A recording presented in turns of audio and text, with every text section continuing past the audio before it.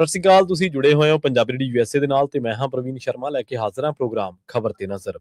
ਖਬਰ ਤੇ ਨਜ਼ਰ ਪ੍ਰੋਗਰਾਮ ਦੇ ਵਿੱਚ ਕੀ ਅਹਿਮ ਤੇ ਕੀ ਖਾਸ ਖਬਰਾਂ ਨੂੰ ਲੈ ਕੇ ਚਰਚਾ ਕਰਨ ਦੇ ਲਈ ਜੁੜ ਚੁੱਕੇ ਨੇ ਪੰਜਾਬ ਤੋਂ ਸੀਨੀਅਰ ਪੱਤਰਕਾਰ, ਉੱਘੇ ਲੇਖਕ ਅਤੇ ਸਰਗਰਮ ਸਮਾਜਿਕ ਕਾਰਕੁਨ ਦੀਪਕ ਸ਼ਰਮਾ ਚਨਾਰਥਲ ਜੀ।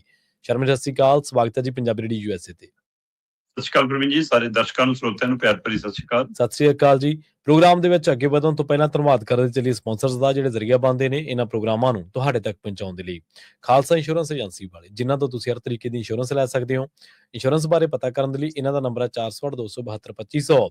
ਇਹ 1992 ਤੋਂ ਲਗਾਤਾਰ ਇੰਸ਼ੋਰੈਂਸ ਬਿਜ਼ਨਸ ਦੇ ਵਿੱਚ ਸ਼ਾਨਦਾਰ ਸੇਵਾਵਾਂ ਦੇ ਰਹੇ ਨੇ ਤੇ ਅਮਰੀਕਾ ਭਰ ਦੇ ਵਿੱਚ ਇੰਸ਼ੋਰੈਂਸ ਕਰਦੇ ਨੇ। ਓਬਾਮਾ ਕੇਅਰ, ਮੈਡੀਕੇਅਰ ਜਾਂ ਫਿਰ ਕਵਰਡ ਕੈਲੀਫੋਰਨੀਆ ਬਾਬਤ ਪਾਲਿਸੀ ਕਰਵਾਉਣ ਦੇ ਲਈ, ਸਲਾਹ ਲੈਣ ਦੇ ਲਈ ਅੱਜ ਹੀ ਕਾਲ ਕਰੋ 468-272-2500 ਤੇ। ਟਰਕੀਆਨਾ ਇਮੀਗ੍ਰੇਸ਼ਨ ਲਾ ਫਰਮ ਵਾਲੇ ਜੇ ਟਰਕੀਆਨਾ ਟੋਰਨੀ ਟਰਕੀਆਨਾ ਦੇ ਨਾਲ ਤੁਸੀਂ ਯੂਐਸ ਇਮੀਗ੍ਰੇਸ਼ਨ ਬਾਬਤ ਕੋਈ ਵੀ ਸਲਾਹ ਕਰਨੀ ਹੈ, ਕੋਈ ਵੀ ਸਵਾਲ ਪੁੱਛਣਾ ਤੇ ਇਹਨਾਂ ਦਾ ਨੰਬਰ ਹੈ 4159090503। Gurdeep Singh Birdi Clovis, Mandeep Singh San Jose, Omkar Singh Fresno, Gurnam Singh Antelope, Jarnail Singh Seattle, Mandeep Dhillon Yuba city ਤੇ ਲਾਲੀ ਸਿੰਘ ਗਰੇਵਾਲ ਫਰੀਮੌਂਟ ਤੋਂ। ਇਹਨਾਂ ਸਾਰੇ ਹੀ ਸਪਾਂਸਰਸ ਦਾ ਬਹੁਤ-ਬਹੁਤ ਧੰਨਵਾਦ। ਤੇ ਜੇਕਰ ਤੁਸੀਂ ਵੀ ਪੰਜਾਬੀ ਡੀਐਸਏ ਦੇ ਇਹਨਾਂ ਪ੍ਰੋਗਰਾਮਾਂ ਨੂੰ ਸਪਾਂਸਰ ਕਰਨਾ ਚਾਹੁੰਦੇ ਹੋ ਤਾਂ ਸਟੂਡੀਓ ਦਾ ਨੰਬਰ ਹੈ 468-272-5200। ਅੱਜ ਦਾ ਇਹ ਖਬਰ ਤੇ ਨਜ਼ਰ ਪ੍ਰੋਗਰਾਮ ਸਾਲ 2026 ਦੀ 22 ਅਪ੍ਰੈਲ ਦਾ ਪ੍ਰੋਗਰਾਮ ਹੈ ਤੇ ਦਿਨ ਅੱਜ ਮੰਗਲਵਾਰ ਹੈ। ਖਬਰਾਂ ਦੇ ਵੱਲ ਆਈਏ ਤੇ ਸ਼ੁਰੂਆਤ ਕਰੀਏ ਸ਼ਰਮਾ ਜੀ ਪੰਜਾਬ ਦੇ ਬਿਜਲੀ ਸੰਕਟ ਤੋਂ। ਬਿਜਲੀ ਮੰਤਰੀ ਉੱਤੇ ਵੀ ਸੰਕਟ ਹੈ ਤੇ ਪੰਜਾਬ ਦਾ ਬਿਜਲੀ ਸੰਕਟ ਕਹਿੰਦੇ ਪੰਜਾਬ ਦੇ ਦਰਾਂ ਤੇ ਆਇਆ ਖੜਾ ਜੀ। ਬਿਲਕੁਲ ਪ੍ਰਵੀਨ ਜੀ, ਅਜੇ ਤਾਂ ਅਪ੍ਰੈਲ ਮਹੀਨੇ ਦਾ ਤੀਜਾ ਹਫਤਾ ਹੀ ਚੱਲ ਰਿਹਾ। ਸਹੀ ਹੈ। ਤੇ ਅਜੇ ਤਾਂ ਗਰਮੀ ਨੇ ਜ਼ੋਰ ਫੜਨਾ। ਜੇ ਹੁਣੇ ਸਰਕਾਰ ਦੀ ਫੂਕ ਨਿਕਲਣ ਲੱਗ ਗਈ ਫਿਰ ਇਹ ਅਗਲੇ ਸੀਜ਼ਨ 'ਚ ਤਾਂ ਕੀ ਕਰੂਗੀ, ਜਦੋਂ ਮਤਲਬ ਕਿ ਝੋਨੇ ਦਾ ਸੀਜ਼ਨ ਆਉਣਾ ਪੂਰਾ, ਫਿਰ ਕੀ ਹਾਲ ਹੋਊਗਾ।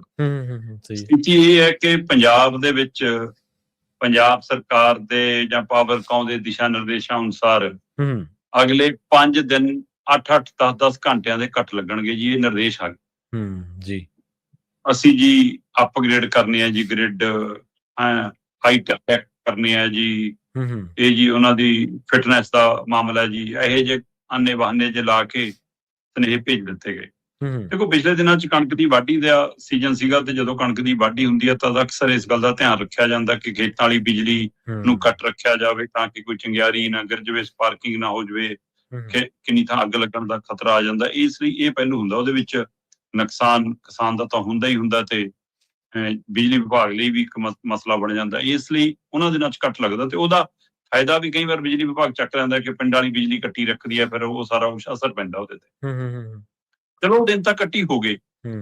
ਹੁਣ ਜਦੋਂ ਲਗਭਗ ਕਣਕ ਸਮੇਟ ਲਈ ਗਈ ਆ, ਵੱਢ ਲਈ ਗਈ ਆ, ਤੇ ਉਸ ਤੋਂ ਬਾਅਦ ਇਹ ਹੁਣ 5 ਦਿਨਾਂ ਲਈ ਹੁਕਮ ਆਉਣੇ ਜੀ ਕਿ ਜੀ ਅਗਲੇ 5 ਦਿਨ 8 ਤੋਂ ਲੈ ਕੇ 10 ਘੰਟਿਆਂ ਤੱਕ ਦੇ ਕੱਟ ਲੱਗਣਗੇ। ਤੇ ਇਹੀ ਜੀ ਕਿਹੜੀ ਮੇਨਟੇਨੈਂਸ ਹੈ ਜਿਹੜੀ ਮਤਲਬ ਕਿ ਅਪ੍ਰੈਲ ਮਹੀਨੇ 'ਚ ਕਰਨੀ ਹੁੰਦੀ ਹੈ, ਨਵੰਬਰ ਦਸੰਬਰ 'ਚ ਨਹੀਂ ਹੋ ਸਕਦੀ। ਸਹੀ ਹੈ, ਬਿਲਕੁਲ ਜੀ। ਜਦੋਂ ਦਿਨ ਦੇ ਵਿੱਚ ਬਿਜਲੀ ਦੀ ਲੋੜ ਨਹੀਂ ਉਹਨਾਂ ਦਿਨਾਂ ਦੇ ਵਿੱਚ, ਜੇ ਤੁਸੀਂ ਠੀਕ ਹੈ ਕਰਨਾ ਹੋਵੇ, ਠੀਕ ਹੈ ਨਾ। ਗਰੀਬ ਦਾ ਤਾਂ ਭਾਈ ਏਸੀ, ਪੱਖਾ, ਕੂਲਰ ਆ ਤੇ ਹੁਣ ਤੁਸੀਂ ਉਹ ਵੀ ਜੇ ਇੰਨੇ ਦਿਨ ਨਹੀਂ ਚਲਾਓਗੇ, ਉਹ ਇਨਵਰਟਰ ਵੀ ਨਹੀਂ ਲੈ ਪਾ ਰਿਹਾ, ਉਹ ਕੁਛ ਨਹੀਂ, ਤੇ ਉਹ ਉੱਥੇ ਬਣੂਗਾ ਕੀ ਜੀ। ਸਹੀ ਹੈ, ਮਤਲਬ ਕੋਈ ਸਹਿਣ ਸ਼ਕਤੀ ਹੁੰਦੀ ਹੈ ਨਾ 5 ਦਿਨ ਤੁਸੀਂ। ਸੋ ਇੱਥੋਂ ਦਾ ਲਾ ਲਓ ਕਿ ਇਹਨਾਂ ਦੀ ਸਥਿਤੀ ਕੀ ਹੈ। ਜੇ ਦੂਸਰੇ ਪਾਸੇ ਦੇਖਣਾ ਹੋਵੇ ਤਾਂ ਅੱਜ ਜਦੋਂ ਅਸੀਂ ਅਪ੍ਰੈਲ ਦੀ 22-23 ਅਪ੍ਰੈਲ 'ਚ ਗੱਲ ਕਰ ਰਹੇ ਹਾਂ ਤਦ ਪੰਜਾਬ ਦੇ ਵਿੱਚ ਬਿਜਲੀ ਦੀ ਮੰਗ 10,000 ਮੈਗਾਵਾਟ ਤੋਂ ਉੱਪਰ ਜਾ ਚੁੱਕੀ ਆ। 20 ਅਪ੍ਰੈਲ ਨੂੰ ਇਹ ਡਿਮਾਂਡ 9300 ਮੈਗਾਵਾਟ ਤੇ ਸੀ, ਜਿਹੜੀ 22 ਨੂੰ ਜਾ ਕੇ ਇਹ 10,000 ਮੈਗਾਵਾਟ ਤੋਂ ਉੱਪਰ ਚਲੀ ਗਈ। ਸਹੀ। ਜਦੋਂ ਪੀਕ ਆਵਰ ਆਏਗਾ ਫਿਰ ਮਾਹਿਰ ਕਹਿੰਦੇ ਵੀ ਪੀਕ ਆਵਰ ਦੇ ਵਿੱਚ 18,000 ਮੈਗਾਵਾਟ ਤੱਕ ਜਾ ਸਕਦੀ ਹੈ। ਹਰ ਸਾਲ ਲਗਭਗ 700-800 ਤੋਂ ਲੈ ਕੇ 1000 ਮੈਗਾਵਾਟ ਤੱਕ ਵੱਧ ਰਿਹਾ। 2024 ਦੇ ਵਿੱਚ ਜੇ ਡਿਮਾਂਡ 16,700 ਮੈਗਾਵਾਟ ਦੇ ਲਾਗੇ ਪਾਗੇ ਸੀ ਤਾਂ 2025 'ਚ ਡਿਮਾਂਡ 17,300 ਮੈਗਾਵਾਟ ਦੇ ਨੇੜੇ ਤੇੜੇ ਗਈ। ਤੇ ਇਸ ਵਾਰ ਮਾਹਿਰਾਂ ਦਾ ਮੰਨਣਾ ਹੈ ਕਿ 18,000 ਮੈਗਾਵਾਟ ਤੋਂ ਉੱਪਰ ਜਾਏਗੀ ਇਹ ਡਿਮਾਂਡ ਜੀ। ਸੋ ਅਜਿਹੇ 'ਚ ਪੰਜਾਬ ਦੇ ਵਿੱਚ ਹੁਣੇ ਜੇ ਅਪ੍ਰੈਲ ਮਹੀਨੇ 'ਚ ਬਿਜਲੀ ਦਾ ਸੰਕਟ ਹੈ ਤਾਂ ਫਿਰ ਜਦੋਂ ਝੋਨੇ ਨੂੰ ਵੀ ਲੋੜ ਹੋਊ ਤੇ ਲੋਕਾਂ ਨੂੰ ਵੀ ਲੋੜ ਹੋਊ, ਫਿਰ ਉਸ ਸਮੇਂ ਕੀ ਸਥਿਤੀ ਹੋਊ, ਇਹਦਾ ਅੰਦਾਜ਼ਾ ਇਸੇ ਗੱਲ ਤੋਂ ਲੱਗ ਜਾਂਦਾ। ਵੈਸੇ ਇਹ ਬਿਜਲੀ ਸੰਕਟ ਕੱਲਾ ਪੰਜਾਬ ਦੇ ਲੋਕਾਂ ਲਈ ਉਹ ਨਹੀਂਗਾ, ਇਹ ਬਿਜਲੀ ਮੰਤਰੀ ਲਈ ਵੀ ਇੱਕ ਸੰਕਟ ਹੈ। ਸਹੀ ਹੈ। ਬਿਜਲੀ ਮੰਤਰੀ ਸਾਡੇ ਹੈਗੇ ਅੱਜ ਕੱਲ ਉਹ ਮੰਤਰੀ ਜਿਹੜੇ ਸਭ ਤੋਂ ਪਾਵਰਫੁਲ ਮੰਤਰੀ ਆ ਪੰਜਾਬ ਸਰਕਾਰ 'ਚ। ਠੀਕ ਹੈ। ਤੇ ਉਹਨਾਂ ਦੀ ਕੀ ਪਾਵਰ ਘਟਣ ਜਾ ਰਹੀ ਹੈ ਕਿ ਬਿਜਲੀ ਮੰਤਰੀ ਨੂੰ ਇਹ ਕੋਈ ਝਟਕਾ ਲੱਗਣ ਵਾਲਾ ਇਹ ਕਿਆਸ ਰਾਈਆਂ ਕਿਉਂ ਉੱਠੀਆਂ? ਸਹੀ। ਵੈਸੇ ਤਾਂ ਅਰਵਿੰਦ ਕੇਜਰੀਵਾਲ ਦੇ ਸਭ ਤੋਂ ਸਕਿਆਂ ਚੋਂ ਆਉਂਦੇ ਨੇ ਹੁਣ ਸੰਜੀਵ ਅਰੋੜਾ, ਤੇ ਮੁੱਖ ਮੰਤਰੀ ਭਗਵੰਤ ਮਾਨ ਨੂੰ ਵੀ ਜੇ ਉਹਨਾਂ ਦੀ ਕੁਰਸੀ ਨੂੰ ਕਿਸ ਤੋਂ ਖਤਰਾ ਤਾਂ ਉਹ ਸੰਜੀਵ ਅਰੋੜਾ ਦੀ ਤੋਂ ਮਹਿਸੂਸ ਕਰਦੇ ਨੇ ਕਿ ਲੈ ਵੀ ਇੱਥੇ ਪੈਸੇ ਦੇ ਦਮ ਤੇ ਹਨਾ ਕਿਤੇ ਕੁਝ ਖੇਲ ਨਾ ਹੋ ਜਾਵੇ ਮੇਰੇ ਨਾਲ, ਇਹ ਉਹਨਾਂ ਨੂੰ ਚਿੰਤਾ ਹੈ। ਇਸ ਵਾਰ ਨਾ ਸੀ ਨੂੰ ਲੱਗਦਾ ਕਿ 2027 ਚ ਕਿਤੇ ਚੋਣ ਪ੍ਰਚਾਰ ਮੇਤੋਂ ਕਰਾ ਕੇ ਬਾਅਦ ਚੋਂ ਇਹਦੇ ਪਰ ਨਾ ਹੱਥ ਧਰ ਦੇਣਗੇ ਜੇ ਗੱਲ ਬਣਦੀ ਦਿਖੀ, ਇਹ ਫਿਕਰ ਹੈਗਾ। ਸਹੀ। ਸੋ ਕੀ ਸੰਜੀਵ ਅਰੋੜਾ ਨੂੰ ਹਟਾਉਣ ਦੇ ਪਿੱਛੇ ਮੁੱਖ ਮੰਤਰੀ ਭਗਵੰਤ ਮਾਨ ਦੀ ਇੱਛਾ ਸ਼ਕਤੀ ਵੀ ਕੰਮ ਕਰ ਰਹੀ ਹੈ ਜਾਂ ਇਹ ਸਹਿਜ ਸੁਭਾਅ ਇੱਕ ਮੌਕਾ ਬਣ ਗਿਆ? ਦੇਖੋ, ਪਹਿਲਾਂ ਤਾਂ ਮੁੱਖ ਮੰਤਰੀ ਭਗਵੰਤ ਮਾਨ ਹੋਰਾਂ ਨੇ ਇੱਕ ਸਰਪੰਚ ਦੇ ਕਹੇ ਤੇ ਇੱਕ ਜੀ ਟੰਗਤਾ ਜੀ ਕਿ ਜੀ ਆ ਜੈਨ ਸਾਹਿਬ ਜੀ ਇਹ ਬਦਲ ਦੋ ਜੀ, ਤਾਂ ਹੁਣੇ ਸਸਪੈਂਡ ਕਰੋ ਜੀ, ਮੈਨੂੰ ਤਾਂ ਬਸ ਕਰਕੇ ਦੱਸੋ ਜੀ ਸਾਰਾ ਕੁਝ, ਐ ਨਹੀਂ ਜੀ, ਹੈ ਨਾ, ਬਰਖਾਸਤ ਤੇ ਕਰ ਦੋ ਜੀ, ਐ ਕਰ ਦੋ ਜੀ, ਬੜਾ ਕੁਛ ਮਤਲਬ ਸਟੇਜ ਤੇ ਸਾਰਿਆਂ ਨੇ ਸੁਣਿਆ। ਤੇ ਸਾਰੇ ਮੁਲਾਜ਼ਮ ਉਸ ਬੰਦੇ ਦੇ ਹੱਕ ਚ ਆ ਗਏ, ਪਿੰਡਾਂ ਦੇ ਕਈ ਲੋਕ ਹੱਕ ਚ ਆ ਗਏ ਕਿ ਜੀ ਇਹ ਤਾਂ ਧੱਕਾ ਹੈ, ਇਹ ਜਿਹਾ ਤਾਂ ਹੈ ਨਹੀਂ ਜੀ, ਆਹ ਨਹੀਂ ਜੀ, ਕਾਰਨ ਆਏ ਜੀ, ਲੈ ਦੇ ਕੇ ਕੱਲ ਯੂ ਟਰਨ ਹੋ ਗਿਆ ਜੀ, ਅਗਲਾ ਬਹਾਲ ਹੋ ਗਿਆ। ਹੁਣ ਦੱਸੋ ਮੁੱਖ ਮੰਤਰੀ ਦੀ ਕਈ ਪੁੱਗਦੀ ਕੀ ਆ ਫਿਰ? ਸਹੀ ਆ, ਬਿਲਕੁਲ। ਤੇ ਜਾਂ ਫਿਰ ਤੁਸੀਂ ਤੱਤ ਗੁੜ ਖਾਣਾ ਚਾਹੁੰਦੇ ਹੋ, ਫਿਰ ਮੂੰਹ ਸੜਾ ਲੈਂਦੇ ਹੋ, ਹੈ ਨਾ। ਪਰ ਹੁਣ ਇਹ ਡਿਪਾਰਟਮੈਂਟ ਹੈਗਾ ਸੰਜੀਵ ਅਰੋੜਾ ਦਾ ਜੀ, ਤੇ ਸੰਜੀਵ ਅਰੋੜਾ ਜੀ ਦੇ ਖਿਲਾਫ ਲਗਭਗ ਸਾਰੀਆਂ ਪਾਵਰਕਾਮ ਨਾਲ ਸੰਬੰਧਿਤ, ਬਿਜਲੀ ਵਿਭਾਗ ਨਾਲ ਸੰਬੰਧਿਤ ਮੁਲਾਜ਼ਮ ਯੂਨੀਅਨਾਂ ਵਿਰੋਧ ਖੜੀਆਂ ਹੋ ਗਈਆਂ। ਉਹ ਕਹਿੰਦੇ ਵੀ ਇਹ ਬੰਦਾ ਨਾ ਤਾਂ ਕੰਮ ਕਰਦਾ, ਨਾ ਕੰਮ ਕਰਨ ਵਾਲਿਆਂ ਦੀ ਕਦਰ ਕਰਦਾ ਹੈ, ਨਾ ਇਹ ਪੈਨਸ਼ਨਰਾਂ ਦੀ ਸੁਣਦਾ ਹੈ, ਨਾ ਇਹ ਮੌਜੂਦਾ ਮੁਲਾਜ਼ਮਾਂ ਦੀ ਸੁਣਦਾ ਹੈ। ਠੀਕ ਹੈ ਨਾ। ਜੋ ਕੁਛ ਕੀਤਾ ਇਹਨਾਂ ਨੇ ਪਾਵਰਕਾਮ ਦੇ ਮੁੱਖ ਅਹੁਦੇ ਦੇ ਲਈ, ਜਿਵੇਂ ਨਿਯਮ ਛਿੱਕੇ ਟੰਗੇ, ਸਾਰਾ ਕੁਛ ਕੀਤਾ, ਜਿਸ ਤਰ੍ਹਾਂ ਪਹਿਲਾਂ ਵੱਡੇ ਚੀਫ ਇੰਜੀਨੀਅਰ ਤੇ ਕਾਰਵਾਈਆਂ ਦੀ ਗੱਲ ਆਈ, ਉਹ ਸਾਰਾ ਕੁਝ ਸਭ ਨੇ ਦੇਖਿਆ। ਇਸ ਲਈ ਉਹ ਇੰਨੇ ਮਸਲੇ ਇਕੱਠੇ ਹੋ ਗਏ ਕਿ ਪੰਜਾਬ ਦੀਆਂ ਸਾਰੀਆਂ ਮੁਲਾਜ਼ਮ ਜਥੇਬੰਦੀਆਂ ਜਿਹੜੀਆਂ ਖਾਸ ਕਰ ਪਾਵਰਕਾਮ ਨਾਲ ਸੰਬੰਧਿਤ ਨੇ, ਬਿਜਲੀ ਵਿਭਾਗ ਨਾਲ ਸੰਬੰਧਿਤ ਨੇ, ਉਹਨਾਂ ਨੇ ਲਿਖਤੀ ਰੂਪ ਚ, ਜਿਹਨੂੰ ਤੁਸੀਂ ਕਹਿ ਸਕਦੇ ਹੋ ਕਿ ਹਜ਼ਾਰਾਂ ਲੱਖਾਂ ਮੁਲਾਜ਼ਮਾਂ ਦੇ ਹਵਾਲੇ ਨਾਲ, ਉਹਨਾਂ ਨੇ ਕਿਹਾ ਵੀ ਕਿ ਬਿਜਲੀ ਮੰਤਰੀ ਬਦਲੋ, ਨਹੀਂ ਅਸੀਂ ਤਾਂ ਫਿਰ ਹੜਤਾਲ ਤੇ ਜਾਵਾਂ। ਹੁਣ ਇਹ ਸਰਕਾਰ ਤੇ ਦਬਾਅ ਬਣ ਗਿਆ। ਸਹੀ ਹੈ। ਹੁਣ ਉਹਦੇ ਵਿੱਚ ਇੰਜੀਨੀਅਰ, ਚੀਫ ਇੰਜੀਨੀਅਰ ਵੀ ਨੇ, ਉਹਦੇ ਵਿੱਚ ਲਾਈਨਮੈਨ ਯੂਨੀਅਨ ਵੀ ਆ, ਉਹਦੇ ਵਿੱਚ ਜੇਈ ਯੂਨੀਅਨ ਵੀ ਆ, ਉਹਦੇ ਵਿੱਚ ਐਸਡੀਓ ਯੂਨੀਅਨ ਵੀ ਆ, ਉਹਦੇ ਵਿੱਚ ਰਿਟਾਇਰ ਵੀ ਨੇ, ਹੈ ਨਾ, ਉਹ ਰਿਟਾਇਰ ਯੂਨੀਅਨ ਵੀ ਆ। ਮਤਲਬ ਹਰ ਮੁਲਾਜ਼ਮ ਜਿਹੜਾ ਉੱਥੇ, ਹੈ ਨਾ, ਝਾੜੂ ਤੋਂ ਲੈ ਕੇ ਚਪੜਾਸੀ ਤੋਂ ਲੈ ਕੇ ਚੀਫ ਇੰਜੀਨੀਅਰ ਤੱਕ ਹਰੇਕ ਦਾ ਇੱਕੋ ਹੈ ਵੀ ਆਹ ਮੰਤਰੀ ਨਹੀਂ ਚਾਹੀਦਾ ਸਾਨੂੰ। ਹੁਣ ਕਮਾਊ ਪੁੱਤ ਅਗਲਾ ਦਾ ਸੈਰਾਂ ਕਰਾਉਂਦਾ ਵਿਦੇਸ਼ਾਂ ਦੀਆਂ। ਸਹੀ ਹੈ, ਬਿਲਕੁਲ ਜੀ। ਪਤਾ ਨਹੀਂ ਕੋਈ ਨਿਵੇਸ਼ ਮਿਲੂ ਕਿ ਨਹੀਂ ਮਿਲੂ, ਪਰ ਸੈਰ ਜ਼ਰੂਰ ਹੋ ਰਹੀ ਹੈ। ਜਿਵੇਂ ਭਗਵੰਤ ਮਾਨ ਕਹਿੰਦੇ ਹੁੰਦੇ, ਪਤਾ ਨਹੀਂ ਕਿਹੜੇ ਕਿਹੜੇ ਦੇਸ਼ ਜਾਈ ਜਾਂਦੇ ਆ ਪ੍ਰਧਾਨ ਮੰਤਰੀ, ਚਕਾਸੀਆ ਬਕਾਸੀਆ ਬਕਾਸੀਆ। ਹੁਣ ਆਪ ਪਤਾ ਨਹੀਂ ਕਿੱਥੇ ਕਿੱਥੇ ਤੁਰੇ ਫਿਰਦੇ, ਕਿਹੜਾ ਕੋਈ ਧੇਲਾ ਮਿਲੂਗਾ ਕਿ ਨਹੀਂ ਮਿਲੂਗਾ। ਤੇ ਐਂ ਕਿਹੜਾ ਮੁਲਕ ਹੈ ਜਿਹੜਾ ਭਾਰਤ ਨੂੰ, ਤੁਹਾਡੇ ਮੁਲਕ ਨੂੰ ਬਾਈਪਾਸ ਕਰਕੇ ਸਿੱਧਾ ਸੂਬੇ ਨੂੰ ਐਂ ਦੇ ਦੂਗਾ ਕੋਈ ਨਿਵੇਸ਼? ਸਹੀ ਹੈ, ਬਿਲਕੁਲ। ਸੋ ਇਹ ਇੱਕ ਨੀਤੀ ਹੁੰਦੀ ਆ, ਵਿਦੇਸ਼ ਨੀਤੀ ਹੈ, ਸਾਰਾ ਕੁਛ ਹੈ ਉਹਦੇ ਤਹਿਤ। ਸੋ ਇਸ ਲਈ ਇਹ ਸੈਰਗਾਹ ਹੀ ਹੈ ਜਾਂ ਕੀ ਹੈ ਪਤਾ ਨਹੀਂ। ਹੁਣ ਉਹ ਸੈਰ ਦੇ ਰਾਹੀਂ ਭਗਵੰਤ ਮਾਨ ਨੂੰ ਮਨਾਈ ਫਿਰਦਾ ਕਿ ਨਾ ਮੇਰੇ ਖਿਲਾਫ ਤੁਸੀਂ ਨਾ ਭੁਗਤਿਓ, ਜਾਂ ਕੇਜਰੀਵਾਲ ਨੂੰ ਕਿਵੇਂ ਮਨਾਈ ਫਿਰਦਾ। ਵੈਸੇ ਤਾਂ ਈਡੀ ਵੀ ਉਹਦੇ ਨਾਲ ਬਹੁਤ ਮੋਹ ਪਾਲ ਰਹੀ ਹੈ ਪਹਿਲਾਂ, ਹੈ ਨਾ, ਮਤਲਬ ਕਿ ਸੰਜੀਵ ਅਰੋੜਾ ਤੇ ਵੀ ਰੇਡ ਹੋ ਰਹੀ, ਦੂਏ ਤੇ ਮਿੱਤਲ ਤੇ ਵੀ, ਅਸ਼ੋਕ ਮਿੱਤਲ ਤੇ ਵੀ ਰੇਡ ਹੋ ਰਹੀ। ਸਹੀ। ਸੋ ਇਸ ਲਈ ਕਾਰੋਬਾਰੀ ਜਦੋਂ ਰਾਜਨੀਤੀ ਦਾ ਹਿੱਸਾ ਬਣਦੇ ਨੇ, ਫਿਰ ਉਹ ਫਾਇਦਾ ਵੀ ਚੁੱਕ ਲੈਂਦੇ ਨੇ ਤੇ ਕਈਆਂ ਦੇ ਨਿਸ਼ਾਨੇ ਤੇ ਵੀ ਆਉਂਦੇ ਨੇ। ਸੋ ਇਸ ਲਈ ਹੁਣ ਦੇਖਣ ਵਾਲੀ ਗੱਲ ਹੋਏਗੀ ਕਿ ਸੰਜੀਵ ਅਰੋੜਾ ਜੀ ਦਾ ਸੰਕਟ ਟਲਦਾ ਹੈ ਕਿ ਕੁਰਸੀ ਲੈ ਲੈਂਦਾ ਹੈ, ਜਾਂ ਉਹਨਾਂ ਤੋਂ ਇੱਕ ਹੀ ਵਿਭਾਗ ਲੈ ਲਿਆ ਜਾਂਦਾ, ਬਾਕੀ ਉਹਨਾਂ ਨੂੰ ਦੇ ਦਿੱਤੇ ਜਾਂਦੇ ਨੇ। ਕੀ ਹੋਏਗਾ, ਸਭ ਤੋਂ ਪਾਵਰਫੁਲ ਮੰਤਰੀ ਦੀ ਪਾਵਰ ਜਾਏਗੀ ਜਾਂ ਨਹੀਂ, ਇਹ ਚਰਚਾ ਦਾ ਵਿਸ਼ਾ ਹੈ। ਬਿਲਕੁਲ ਸਹੀ ਹੈ ਜੀ। ਅਗਲੀ ਗੱਲ ਕਰੀਏ ਬੇਅਦਬੀ ਰੋਕੂ ਕਾਨੂੰਨ ਦੀ। ਸ਼ਰਮਾ ਜੀ ਕਹਿੰਦੇ ਇਹਦੇ ਤੇ ਹੁਣ ਕੀ ਰੋਕ ਲੱਗ ਜਾਵੇਗੀ ਜੀ? ਦੇਖੋ, ਜਾਗਤ ਜੋਤ ਸ਼੍ਰੀ ਗੁਰੂ ਗ੍ਰੰਥ ਸਾਹਿਬ ਜਿਹੜਾ ਐਕਟ 2026 ਹੁਣ ਬਣਿਆ ਜੀ, ਇਹ 2008 ਤੇ ਸੋਧ ਹਵਾਲੇ ਨਾਲ ਉਸ ਐਕਟ ਦੇ ਵਿੱਚ ਸੋਧ ਕਰਕੇ ਬਣਿਆ। ਜੀ ਜੀ। ਹੁਣ ਇਹਦੇ ਵਿੱਚ ਤਜਵੀਜ਼ ਜਿਸ ਤਰ੍ਹਾਂ ਦੀਆਂ ਸ਼ਾਮਲ ਕੀਤੀਆਂ, ਆਪਾਂ ਉਹਦੇ ਵਿਸਤਾਰਤ ਗੱਲ ਕਰ ਰਹੇ ਸੀਗੇ ਕਿ ਸਖਤ ਸਜ਼ਾਵਾਂ ਦੀ ਪ੍ਰੋਵੀਜ਼ਨ ਹੈ, ਤੇ ਉਸ ਦੇ ਹਵਾਲੇ ਨਾਲ ਕਈ ਤਰ੍ਹਾਂ ਇਸ ਨੂੰ ਸਹੀ ਸਮਝ ਰਹੀਆਂ ਕਿ ਹਾਂ, ਜੇ ਇਹ ਕਾਨੂੰਨ ਲਾਗੂ ਹੋ ਗਿਆ ਤਾਂ ਹੁਣ ਇਹਦੇ ਨਾਲ ਘੱਟੋ ਘੱਟ ਬੇਅਦਬੀਆਂ ਰੁਕ ਜਾਣਗੀਆਂ, ਕੋਈ ਹਿੰਮਤ ਨਹੀਂ ਕਰੇਗਾ। ਅਗਲੇ ਨੂੰ ਡਰ ਰਹੇਗਾ ਕਿ ਉਮਰ ਕੈਦ ਤੱਕ ਹੋ ਜਾਣੀ ਆ, 25 ਲੱਖ ਤੱਕ ਦਾ ਜੁਰਮਾਨਾ ਹੋ ਸਕਦਾ ਹੈ। ਜਿਹੜੇ ਘਰਾਂ ਚ ਗੁਰੂ ਗ੍ਰੰਥ ਸਾਹਿਬ ਹੈਗੇ, ਜਾਂ ਜਿੱਥੇ ਗੁਰੂ ਘਰਾਂ 'ਚ ਜਿਹੜੇ ਸੇਵਾਦਾਰ ਪ੍ਰਬੰਧਕ ਹੈਗੇ ਹਾਂਜੀ। ਉਹ ਵੀ ਇੱਕ ਤਰ੍ਹਾਂ ਨਾਲ ਹੁਣ ਇਸ ਕਾਨੂੰਨ ਦੇ ਤਹਿਤ ਨਿਸ਼ਾਨੇ ਤੇ ਨੇ ਵੀ ਤੁਸੀਂ ਗਾਰਡੀਅਨ ਹੋ, ਤੁਹਾਡੀ ਜ਼ਿੰਮੇਵਾਰੀ ਬਣਦੀ ਆ। ਸੋ ਉਸ ਨੂੰ ਲੈ ਕੇ ਕਈਆਂ ਦਾ ਫਿਕਰ ਵੀ ਹੈ ਜੀ ਕਿ ਕਿਤੇ ਆਈ ਨਾ ਮੁਫਤ 'ਚ ਰਗੜ ਹੋ ਜਾਈਏ ਗਾਰਡੀਅਨ ਦੇ ਤੌਰ ਤੇ ਹੀ। ਸੋ ਘਰਾਂ 'ਚ ਖਾਸ ਕਰਕੇ ਜਿਨ੍ਹਾਂ ਦੇ ਗੁਰੂ ਗ੍ਰੰਥ ਸਾਹਿਬ ਪ੍ਰਕਾਸ਼ ਨੇ, ਉਹਨਾਂ ਦੀ ਚਿੰਤਾ ਤਾਂ ਦੂਰੀ ਤੀਰੀ ਹੈ ਕਿ ਕੱਲ ਨੂੰ ਕਿਤੇ ਪਾਠ ਕਰਦੇ ਆ ਕੋਈ ਨਾ ਪੱਤਰਾ ਢਿੱਲਾ ਪੈ ਗਿਆ, ਕੋਈ ਖੁੰਝਾ ਭੁਰ ਗਿਆ, ਤੇ ਫਿਰ ਇਹ ਨਾ ਹੋਵੇ ਕਿ ਅੰਗ ਦੀ ਬੇਅਦਬੀ ਹੋ ਗਈ, ਜੀ ਗੁਰੂ ਗ੍ਰੰਥ ਸਾਹਿਬ ਦੀ ਬੇਅਦਬੀ ਹੋ ਗਈ। ਇਸ ਲਈ ਉਹਨਾਂ ਤੇ ਚਿੰਤਾ ਇਹ ਵੀ ਹੈ। ਜੀ ਜੀ। ਹੁਣ ਇਸ ਸਭ ਦੇ ਦਰਮਿਆਨ ਕਾਨੂੰਨੀ ਮਾਹਿਰਾਂ ਦਾ ਇੱਕ ਸਵਾਲ ਸੀਗਾ। ਉਹਨਾਂ ਦਾ ਸਵਾਲ ਇਹ ਸੀ ਵੀ ਉਹ ਕਹਿੰਦੇ ਕਿ ਜਿੱਦਾਂ ਕੋਈ ਮੰਨ ਲਓ ਕੋਈ ਘਟਨਾ ਵਾਪਰਦੀ ਆ, ਉਸ ਦੇ ਵਿੱਚ ਜਿਹੜੀਆਂ ਚੀਜ਼ਾਂ ਇਨਵੋਲਵ ਹੋ ਜਾਂਦੀਆਂ ਨੇ ਫਿਰ ਹੈਨਾ, ਮੰਨ ਲਓ ਕੋਈ ਚੋਰੀ ਦੇ ਵਿੱਚ ਸੋਨਾ ਚੋਰੀ ਹੋ ਗਿਆ, ਉਹ ਬਰਾਮਦ ਕਰ ਲਿਆ, ਫਿਰ ਉਹ ਬਰਾਮਦਗੀ ਉੱਥੇ ਦਿਖਾਉਣੀ ਪੈਂਦੀ ਹੈ ਲਿਜਾ ਕੇ ਅਦਾਲਤ 'ਚ। ਸਹੀ। ਤੇ ਫਿਰ ਕੀ ਗੁਰੂ ਗ੍ਰੰਥ ਸਾਹਿਬ ਜੀ ਨੂੰ ਆਪਾਂ ਹੁਣ ਅਦਾਲਤ ਚੱਕ ਕੇ ਲੈ ਕੇ ਜਾਇਆ ਕਰਾਂਗੇ ਕਿ ਜੀ ਆਹ ਗੁਰੂ ਗ੍ਰੰਥ ਸਾਹਿਬ ਦਾ ਮਾਮਲਾ, ਇਹਦੀ ਆਹ ਜਲਦ ਢਿੱਲੀ ਹੋ ਗਈ, ਇਹਦੇ ਆਹ ਪੱਤਰੇ ਖੰਡਿਤ ਹੋ ਗਏ, ਕੀ ਫਿਰ ਇਹੀ ਜਿਹੀ ਪ੍ਰਕਿਰਿਆ ਹੋਊਗੀ? ਕਾਨੂੰਨੀ ਮਾਹਿਰਾਂ ਦਾ ਇਹ ਵੀ ਇੱਕ ਨੁਕਤਾ ਖੜਾ ਇਹਦੇ ਵਿੱਚ।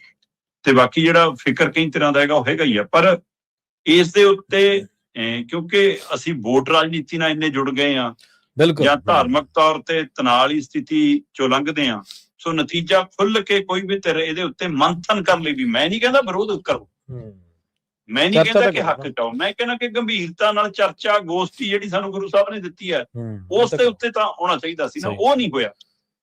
ਬਿੱਲ ਨੂੰ ਕਾਨੂੰਨ ਬਣਾਉਣ ਦੀ ਪ੍ਰਕਿਰਿਆ ਤੱਕ ਵੀ ਉਹਦੇ ਤੇ ਉਵੇਂ ਮੰਥਨ ਨਹੀਂ ਹੋਇਆ, ਘੱਟੋ ਘੱਟ ਵਿਧਾਨ ਸਭਾ 'ਚ ਉਹਦੇ ਤੇ ਉਵੇਂ ਮੰਥਨ ਹੁੰਦਾ। ਪਰ ਹੁਣ ਇੱਕ ਧਿਰ ਅਦਾਲਤ ਗਈ ਆ ਜੀ, ਇੱਕ ਧਿਰ ਕੀ ਇੱਕ ਵਿਅਕਤੀ ਅਦਾਲਤ ਗਿਆ। ਜਲੰਧਰ ਨਾਲ ਸੰਬੰਧਿਤ ਸਿਮਰਨਜੀਤ ਸਿੰਘ, ਉਹਨੇ ਹਾਈ ਕੋਰਟ ਦੇ ਵਿੱਚ ਇਸ ਕਾਨੂੰਨ ਦੇ ਖਿਲਾਫ ਇੱਕ ਪਟੀਸ਼ਨ ਪਾਈ ਹੈ ਜੀ। ਹੁਣ ਉਹ ਕਹਿੰਦਾ ਵੀ ਕਿ ਇਹ ਧਰਮ ਨਿਰਪੱਖ ਮੁਲਕ ਹੈ ਜੀ, ਤੇ ਬੇਸ਼ੱਕ ਹੋਰ ਕਿਸੇ ਧਰਮ ਦੇ ਵਿੱਚ ਸ਼ਬਦ ਨੂੰ ਗੁਰੂ ਦਾ ਦਰਜਾ ਨਹੀਂ ਹੈਗਾ, ਗੁਰੂ ਗ੍ਰੰਥ ਸਾਹਿਬ ਦੇ ਬਰਾਬਰ ਨਹੀਂ ਤੁਸੀਂ ਹੋਰ ਕਿਸੇ ਧਰਮ ਦੇ ਵਿੱਚ ਉਸ ਨੂੰ ਇਸ ਤਰ੍ਹਾਂ ਦੇਖਦੇ, ਪਰ ਉਹਨਾਂ ਧਰਮਾਂ ਦੀ ਵੀ ਆਪਣੀ ਆਪਣੀ ਅਕੀਦਾ ਤਾਂ ਹੈਗਾ ਨਾ, ਆਪਣਾ ਆਪਣਾ ਭਰੋਸਾ ਤਾਂ ਹੈਗਾ ਨਾ, ਉਹਨਾਂ ਦਾ ਵੀ ਕਈ ਗ੍ਰੰਥਾਂ ਦੇ ਵਿੱਚ ਸਤਿਕਾਰ ਤਾਂ ਹੈਗਾ ਨਾ। ਸੋ ਇਸ ਲਈ ਫਿਰ ਕਹਿੰਦੇ ਧਰਮ ਨਿਰਪੱਖ ਮੁਲਕ ਦੇ ਵਿੱਚ ਤੁਸੀਂ ਇੱਕ ਧਰਮ ਦੇ ਹਵਾਲੇ ਨਾਲ ਦੂਸਰੇ ਧਰਮਾਂ ਦੀ ਰੱਖਿਆ ਨਹੀਂ ਕਰੋਗੇ, ਫਿਰ ਤੁਸੀਂ ਇਹ ਕਹਿਣਾ ਚਾਹੁੰਦੇ ਹੋ? ਉਹਨੇ ਇਹ ਆਧਾਰ ਬਣਾਇਆ। ਸਿਮਰਨਜੀਤ ਸਿੰਘ ਨਾਂ ਦਾ ਇਹ ਨੌਜਵਾਨ ਕਹਿੰਦਾ ਵੀ ਕਿ ਐ ਨਹੀਂਗਾ ਫਿਰ ਚੱਲ ਸਕਦਾ। ਦੂਸਰਾ ਉਹ ਕਹਿੰਦਾ ਵੀ ਤੁਸੀਂ ਸਜ਼ਾ ਦੀ ਜਿਹੜੀ ਪ੍ਰੋਵੀਜ਼ਨ ਰੱਖੀ ਆ, ਇਹ ਐਡੀ ਵੱਡੀ ਸਜ਼ਾ ਇੰਜ ਰਾਸ਼ਟਰਪਤੀ ਦੀ ਮਨਜ਼ੂਰੀ ਤੋਂ ਬਿਨਾਂ ਨਹੀਂ ਹੋ ਸਕਦੀ, ਇਹ ਵੀ ਨਿਯਮ ਦਾ ਕਾਨੂੰਨ ਦੀ ਉਲੰਘਣ ਜੀ, ਉਸ ਦਾ ਮਨਜ਼ੂਰੀਆਂ ਨਹੀਂ ਲਈ ਗਈ। ਖਾਸ ਕਰਕੇ ਉਹਨੇ ਦੋ ਨੁਕਤੇ ਬਾਰੇ। ਤੀਜਾ, ਮੈਨੂੰ ਇਹ ਵੀ ਜਾਣਕਾਰੀ ਮਿਲ ਰਹੀ ਸੀਗੀ ਕਿ ਉਹਨੇ ਇੱਕ RTI ਵੀ ਪਾਈ ਆ ਰਾਜਪਾਲ ਹੋਰਾਂ ਦੇ ਕੋਲ ਕਿ ਜੀ ਸਾਨੂੰ ਦੱਸਿਆ ਜਾਵੇ ਤੁਸੀਂ ਮੋਹਰ ਕਿਵੇਂ ਲਾਈ। ਠੀਕ ਹੈ, ਅੱਛਾ। ਤੇ ਉਧਰੋਂ ਅਜੇ RTI ਦਾ ਜਵਾਬ ਤਾਂ ਨਹੀਂ ਆਇਆ, ਪਰ ਇੰਨੀ ਕੁ ਜਾਣਕਾਰੀ ਬਾਹਰ ਨਿਕਲਣ ਲੱਗ ਗਈ ਕਿ ਰਾਜਪਾਲ ਸਾਹਿਬ ਕਹਿੰਦੇ ਵੀ ਮੈਂ ਤਾਂ ਤੁਰੰਤ ਮੋਹਰ ਤਾਂ ਲਾਤੀ, ਮੈਂ ਤਾਂ ਖਰੜਾ ਪਹਿਲਾਂ ਪੜਿਆ ਵਾ ਸੀ, ਮੈਨੂੰ ਤਾਂ ਖਰੜਾ ਪਹਿਲਾਂ ਉਪਲਬਧ ਕਰਾ ਗਏ ਸੀ। ਵਾਹ, ਕਮਾਲ ਹੈ। ਵਿਧਾਨ ਸਭਾ 'ਚ ਖਰੜਾ ਉਪਲਬਧ ਨਹੀਂ, SGPC ਖਰੜਾ ਮੰਗਦੀ ਆ, ਉਹਨੂੰ ਮਿਲਦਾ ਨਹੀਂ। ਰਾਜਪਾਲ ਕੋਲ ਸਿੱਖ ਸੰਸਥਾਵਾਂ ਨੂੰ ਖਰੜਾ ਉਪਲਬਧ ਨਹੀਂ, ਹੈ ਨਾ, ਸਹੀ ਹੈ। ਤੇ ਰਾਜਪਾਲ ਸਾਹਿਬ ਨੂੰ ਖਰੜਾ ਪਹੁੰਚ ਗਿਆ ਤੇ ਰਾਜਪਾਲ ਸਾਹਿਬ ਨੇ ਖਰੜਾ ਪੜ ਕੇ ਮੋਹਰ ਲਾਤੀ, ਤਾਂ ਚੰਗੀ ਗੱਲ ਹੈ। ਫਿਰ ਰਾਜਪਾਲ ਤੇ ਪੰਜਾਬ ਸਰਕਾਰ ਦੇ ਵਿੱਚ ਇੱਕ ਸੁਰਤਾ 'ਚ ਕੰਮ ਹੋਣ ਲੱਗ ਪਿਆ।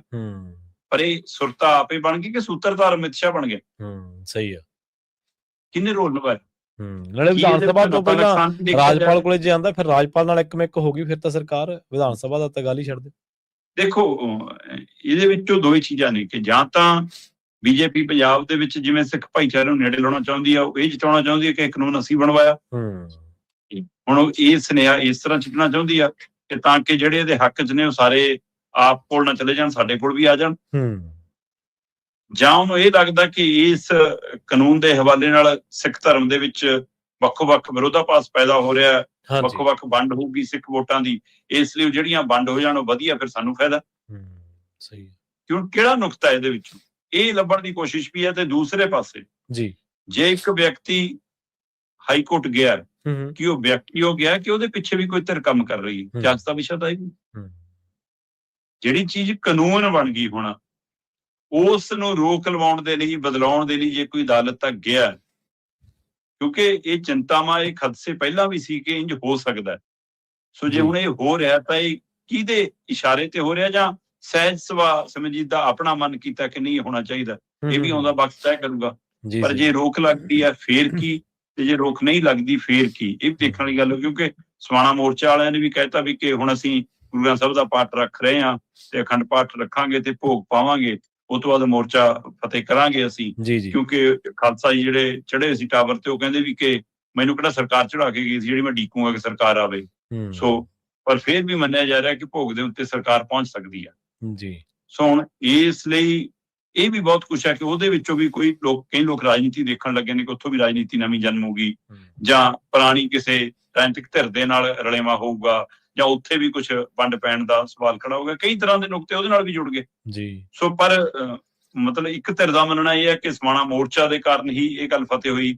ਕੁਝ ਤਰ੍ਹਾਂ ਕਹਿੰਦੀਆਂ ਸਰਕਾਰ ਨੇ ਆਪਣੀਆਂ ਵੋਟਾਂ ਦੀ ਰਾਜਨੀਤੀ ਦੇਖੀ, ਤੇ ਹੁਣ ਅਦਾਲਤੀ ਪ੍ਰਕਿਰਿਆ ਦੇ ਵਿੱਚ ਇੱਕ ਨਵਾਂ ਸਵਾਲ ਖੜਾ ਹੋ ਗਿਆ। ਜਿੱਦਾਂ ਹੀ ਅਦਾਲਤੀ ਪ੍ਰਕਿਰਿਆ ਦਾ ਪਹਿਲੂ ਆਇਆ, ਮੁੜ ਕੇ ਇਸ ਕਾਨੂੰਨ ਤੇ ਚਰਚਾ ਵੀ ਸ਼ੁਰੂ ਹੋ ਗਈ।